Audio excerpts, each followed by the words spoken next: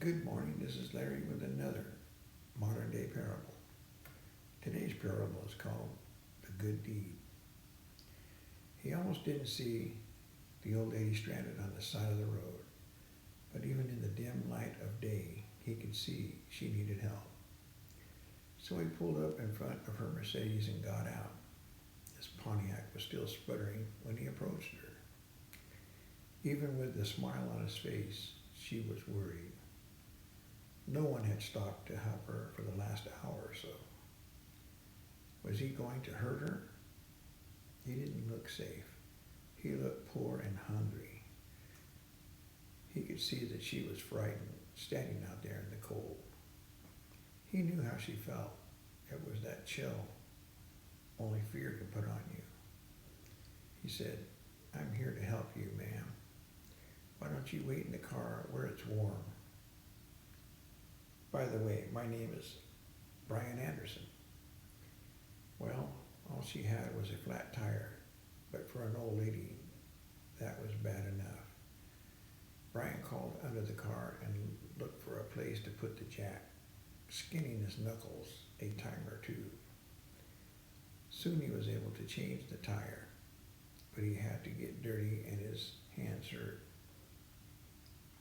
As he was tightening up the lug nuts, she rolled down the window and began to talk to him. She told him that she was from St. Louis and was only just passing through. She couldn't thank him enough for coming to her aid. Brian just smiled as he closed her trunk. The lady asked how much she owed him. Any amount would have been all right with her. She already imagined all the awful things that could have happened had he not stopped. Brian never thought twice about being paid. This was not a job to him. He was helping someone in need, and God knows there were plenty who had given him a hand in the past. He had lived his whole life that way, and it never occurred to him to act any other way. He told her that if she really wanted to pay him back, the next time she saw someone who needed help, she could give that person the assistance they needed. And Brian added, "And think of me." He waited until she started her car and drove off. It had been a cold and depressing day, but he felt good as he headed for home, disappearing into the twilight. A few miles down the road, the lady saw a small cafe. She went in to grab a bite to eat and take the chill off before she made her last leg of her trip home. It was a dingy-looking restaurant. Outside were two old gas pumps. The whole scene was unfamiliar to her. The waitress came over and brought a clean towel to wipe her wet hair. She had a sweet smile, one that even being on her feet for the whole day couldn't erase. The lady noticed the waitress was nearly 8 months pregnant, but she never let the strain and aches change her attitude. The old lady wondered how someone who had so little could be so giving to a stranger. Then she remembered Brian. After the lady finished her meal, she paid with a $100 bill.